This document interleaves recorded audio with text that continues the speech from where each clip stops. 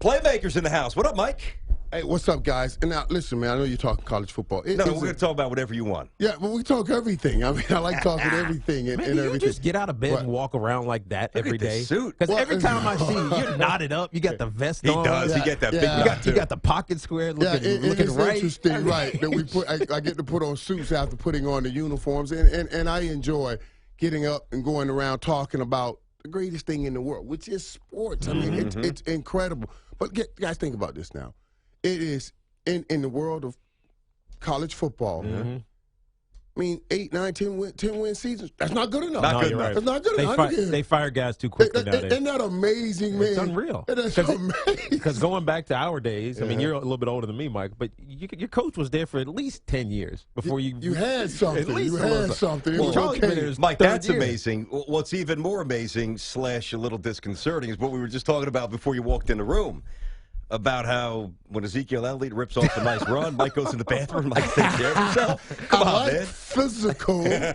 Physical football. You're a wide receiver. You're a wide receiver. Right. I know you played with the greatest. I know you played with Emmett, but you're a wide receiver. Running the ball gets you excited. I would think all this spread offense gets you excited. It's physicalness that gets me excited. It's that, you know what I mean? I was never able to. I watch guys like Julio Jones, man, and I go on my threshing floor. That's my prayer closet. I say, God, why you didn't make me run like that? Why can't I run like that? You know, you couldn't run like that. So I had to come up with a different game plan, and mine was always physical. Yep. So I love it, man. I see Ezekiel Elliott when he's walking up and down the sideline, giving his guys 5, the lineman, he said, let's be physical. Let's be physical. I was like, I love that. I don't know if he'll be saying that 5 years from now after he takes a lot of these hits. Better get paid but right now, he's saying it, and it sounds great. All right, let's give him the proper introduction here because he came in mid-segment, which is great. 3-time Super Bowl champ, 2007 NFL Hall of Fame inductee. Just he's great on TV. He's fun. He's alive. He loves life. And Michael Irvin's with us in studio here on Tiki and Tierney. Good to have you, man. Seriously. Yeah, no, you talk about we talk about the NFL and the games and the way that it's changed, right? It's this big, wide open offenses everywhere. Now, as a result, a lot of these teams suck because they don't run the ball. They don't know anything about the fundamentals, it seems. When you look at the wide receiver world now, how come none of them are tough? Like you guys had to be. I mean, you used to get the crap beat out of you. You had to be tough, but how come they're not tough anymore? Because there was separation from ball when we played. You know, there was not. Now it's wait until after you catch ball when you play. People always say, "Oh man, Michael, you were fearless." Shut up saying that. That was courage did not say fear does not exist. Courage says there's an ability to overcome your fear. You know what I mean? You knew that dude was trying to take your head off, but you still had to go and make the play. And now, you know, you can make the catch and then get hit. I tell you what surprises me a great deal, and Brandon Marshall on the show hates when we bring this up. But I see guys. When he drops balls, is that what you bring up on the show? He's been dropping a lot here. I'm a Jets fan, Mike. I see every one. Hey, Marshall, hold on to the football. It's so great to hear about the Jets fans around here, what they go through, the roller coaster, the peaks and the valleys. No, there's never any peaks. There's always talking about peaks. You know that by now. You had some peaks last year, right? 10 wins, no playoffs. That's our peak. There. Yeah, you had a shot to get in right there and everything. Well, go ahead, Marshall, on the show. But he always talks about, you guys are always talking about what it used to be and how it used to be. But now I'm like, it was different. Now I see guys on third down, wide receivers, thinking, you know, this is black tapping their head. Coming. I said, whoa. You're right. You want to come out on first down? Okay, because we may run. We're more likely going to run the ball. But on third down, you're going to throw the ball. Why are you coming out of the game? So that surprises me there when I see a lot of that. I wanted to ask you this, and of course, Showtime, Inside the NFL, 9 Eastern, 9 Pacific. And I saw you on there the other night. You actually leading the picks with Boomer and Phil Simms. You were leading that segment. Yeah, Marshall wasn't in. Right. I saw it. And have fun, have fun with it. Got to read that prompt and play with that thing. But it's always fun, You're man. more of an ad-libber than a prompter guy, right? Yeah, but I can read the prompter when I have to, but I like to go in a whole lot of different places. I speak visually. So do I'm a visceral guy, so I like to have my movement. I need a radio show. Because in a radio show, you don't need the prompter. Hey, you don't have it. I had a radio show. Oh, well, I know. Yeah, I was had a radio show. All right, so radio's the best. This is the best form of communication. I don't care what anyone agree with you, says. Man. It doesn't pay as much as TV, but it's good. I enjoy TV, but TV you just talk to people. Radio you speak with people. That's right. And true growth comes from speaking really with people. So it is the best form. I got of to tell you, communication. Mike, I'm a little jealous of you're all knotted up over there. I'm just looking at him like, man, I should. Yeah, How many dressed suits? up. do you- I how should many get suits dressed do up you more have? often. How many suits I do you got own? quite a few. You own suits. more than 100 suits? Oh, No. yeah. Oh, More yeah. than 100? Yeah, I got more than 100. More than 100. How many Yeah. watches do you have? Yeah. I got a few watches. I got one I'm Cartier. in the AARP. I'm 50 years old. I've collected some things now. You know, can you believe I'm 50 now? No, you don't look it. You don't look it. And It's quite good. frankly, the Doesn't way you help me. lived your I'm still life. 50. Hey, Mike, the way you lived your life in your 20s, I'm we're glad stunned I that you're made still it here. at 50, right? Give me Mike, some you're still down in Dallas, right? You Yeah, I still live in Dallas. How I much still are you live in around Dallas. the team with the Cowboys? During the season, I'm so busy going back and forth. I don't swim as much as I want to, but I talk with the guys, and I go over sometimes when I'm home. If I don't have to come out here on Monday and Tuesday, I may go by to come play. How much are you surprised as everyone else? I mean, I knew Ezekiel was going to be as good as he is. You could see that at Ohio State, but Dak Prescott, I'm shocked by it. Now, you were around it probably more than all of us. Are you surprised with how good he is? Each week as we go farther, I knew he would be right. I talked with Jerry about this, and I had him at my camp early on. And I'm going to tell you something. When you see a young guy, you can always tell, Tiki, and you guys know, let me just talk with him for a few minutes. I can tell you if he can be something special. He'll have a physical gift, but I want to see. When I said to him, when he first got, I said, hey, man, you're the future. You're the future. You know this. I was the first one to call him future. I had him at the camp. He's like, man. And you see that light go on in his eyes. Oh.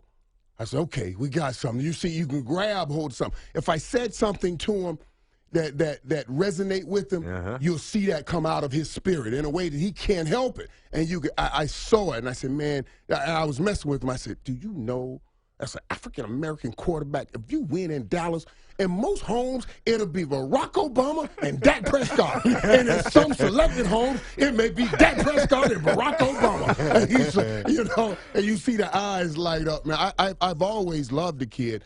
Jerry Jones and I talked early on in the preseason. I said, Jerry, I say hope will always dictate effort. You got a football team. You go and bring in some backup quarterback after the dismal season they had with backups last year. Whenever they hit the field, you lose hope, you lose effort, people won't play. I said, you run with this young kid. And I spent the first preseason game with Jerry, so I can point to him. Look at what's going on the sideline.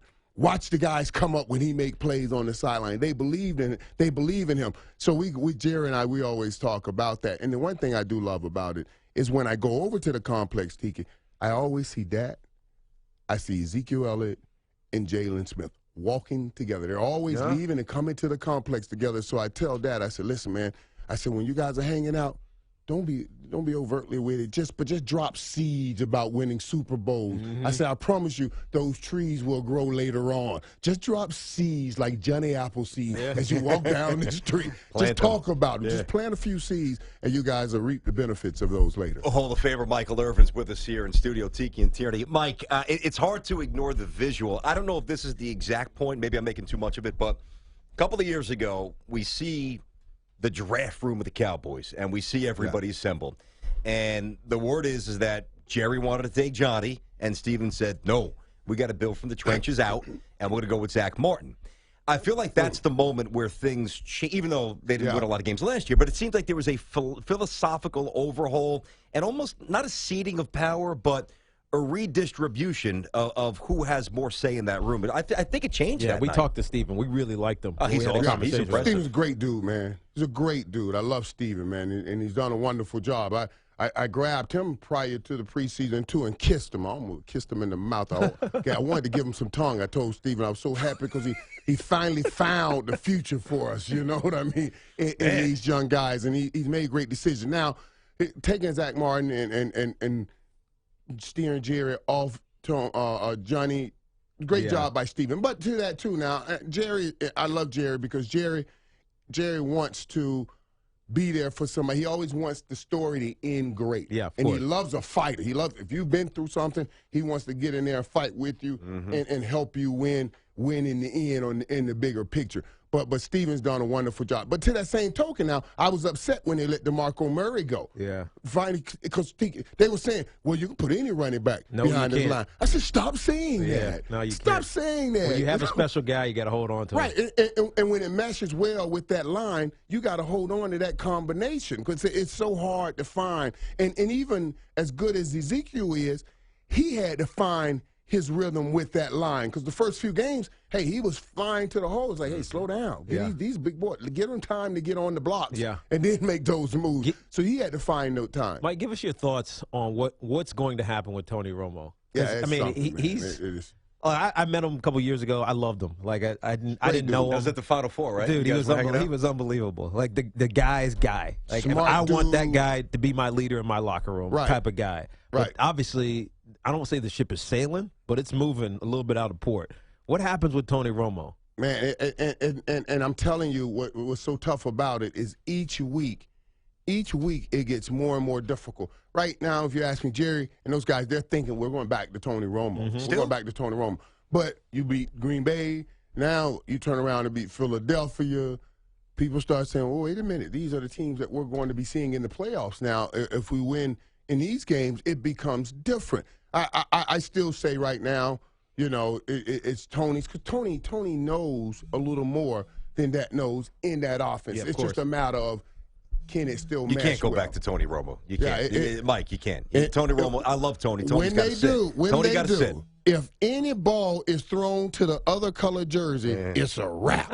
Everybody in Dallas is going to go out of mind saying, get that Prescott back in the game. So I feel bad for Tony. It's almost a lose-lose. It's a tough situation. I hear you because he has comported himself. He's a good guy. He's a hell of a player. No doubt. He is. He's a great dude.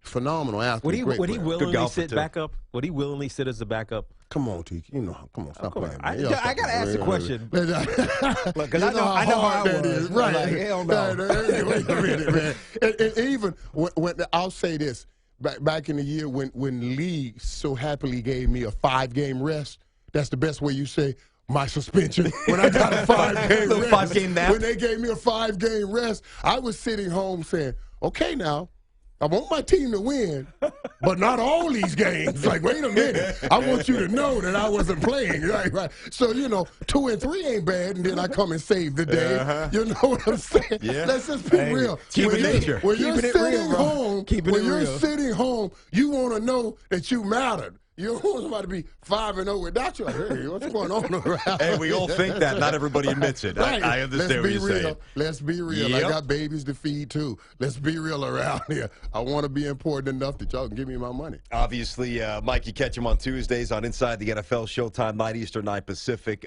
Still doing his thing on the NFL Network. The energy, the passion, the humor, the versatility. Really, we are both big fans. I was telling T before he came on years ago in Dallas. Okay, you used to work with my wife. Now I know you know a million people. Yes, okay, but the first little blonde, petite Jen. Okay, yes, of course, but the first time I told you, and I was like, for a second, I go home. I'm like, babe, did you sleep with Mike? I go, hey, Mike, when I introduced myself to you.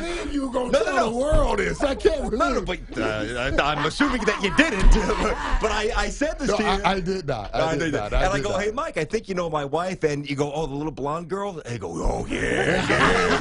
Oh, God, yeah. I know Jen. I said, dog, Jen. You did good, dog. I said, like, you did good. Going on here, man? You really did well for yourself. And she loves you, too. She said she really enjoyed working with you. That's just Mike's way of giving you props. Hey, should we be worried about the product that the league is putting out? Because some of these games are bad. I mean, I can't tell you how many 3-3 halftime games I'm watching. And it was funny, man. I enjoyed that game the other night. That 6-6 game. I mean, that was. Let me tell you now. Fundamentally, it was sound. If you were watching it from a defensive standpoint, and just men who I wanted to see who would break first. Yeah, we got to come up with something in this league. We can't. There's too much money spent to have ties. I don't care how you do it, but we cannot finish with a tie. And right after the game, when Bobby Wagner, he was like, we want to keep playing. I'm like, well, let's keep playing. I want to somebody break. You know what I'm saying? They do it in college, right? Right. Let's line them up on the 25-yard line and go in from there. And if we do that 3 times and somebody can't get a clear victory, let's pick the fastest guy and do a 40-yard race. Let's do something, and somebody walk home with the victory, and we don't walk home with the tie. You can't end with a tie. But I enjoyed the battle of wheels, because that's what that is. That's a battle of wheels, and I wanted to see which wheel would break first. The good thing about that game, before BT jumps in here real quick, is that they were 2 good teams. I was just going to say that. Now, yeah. if they were 2 bad teams, right. Big difference. That might be true, too. You're right, Tiki. That might be true. I want to ask you this on a serious level here, Mike, about the domestic abuse issues in the NFL, and how the league continues to get it wrong and wrong and wrong. Excuse me. Take us inside the green room on a Sunday morning. Yeah. You and Mooch and Marshall and Kurt, guys who played in the league, it's basically a locker room again. When you're just having a real honest conversation about what has happened to your league with something that is as important and as unacceptable as domestic abuse, how do you feel about your league right now? And let me say this, though, man. Last week we had to deal with it, and with the Josh Brown thing and everything. And I'm going to tell you something, man. We go in on Saturdays, we meet Saturdays, and it's a great meeting. We have fun. When this kind of information comes in, it's a total turn. Right. It's a total turn. Everybody's in a whole different place. And you know, because I look forward to having some kind of a locker room and us having fun and talking about things. But it's a total turn, man. And honestly, I was surprised about how all of this transpired, especially after the Ray Rice situation. The Ray Rice situation was different. It was an introduction for a lot of us to pay attention to something that we have not put our minds on. You start reading and learning about it, and you know the stats. Every 8 seconds there's a woman being abused. 3 women die a day at the hands of some ex and all of those things. You start reading, and say, oh, my God, look at these numbers. And these numbers are so outrageous, there's no way it's contained within the NFL. It's much bigger than that. But the league is big enough to do something about it. And the league has done something about it, and it started changing and making everybody take note. That's why I'm shocked that they got this so incredibly wrong. Yeah. I'm just shocked that they got this so incredibly wrong. And why did they even go down the road with some of the Mike, I got to ask you, if the commissioner keeps getting this wrong, why is he still the commissioner? Hey, he's the commissioner. And that doesn't mean it's right. Right. And well, they came out with the rule, they're saying it was an automatic 6 games. Yeah. My question is, what did you see to reduce that 6 down to 1? Well, the problem was, and with all of this coming out, now you're really saying there's nothing you could have seen to reduce 6 down to 1. Other than the fact that he's a white kicker that nobody knows. You think that factors in? That's come up a little bit. Tiki brought it up. You think that's got to bother the black Tiki's telling you athlete? what all the brothers out Go there ahead, saying. Let's hear the it. truth and the reality of what they're talking about. That's what half of the viewership is saying. And that's why we had to address it on our show and talk about it, even though you can't now not talk about it after we talked about the Ray Rice and we talked so much about the Greg Hardy and all of that stuff. And even to the point where if you had said anything in any incorrect way during those times and it seemed as if you were giving any kind of support in any way, any thought towards them, they almost got you off TV. Yeah. So I was even shocked with the Giants continuously saying how we're behind them and everything. And not being sensitive to the other victims, the Eli Apples, moms, and all of these people who have suffered in that thing. So, and the league, let me tell you something, the league make us go through courses of all of this with domestic violence and understand and learn all of this. So that's why I know they're moving in that direction, but they just did not make this call. They swung and missed again. Interesting. Mike, we could do this all day. We're late. We got a break, but it's awesome to see you. It's good to be here, guys. I appreciate you having me. No, it's our honor. Keep doing your thing on Showtime on Tuesdays inside the NFL, 9 Eastern, 9 Pacific. Former Cowboy great, Hall of Famer, 3-time champ. Mike, good seeing you, pal. Thank you very much. All right, buddy. There he is. And you sure nothing happened back in the day. I don't have Come to worry on, about man. You got a good girl, man. I didn't say I didn't try. I'm just joking. I'm just playing. It's radio funny, honey. I'm saying that to my wife, baby. We're just joking, baby. I'm saying that to somebody. Right. He's the best. Michael Irvin.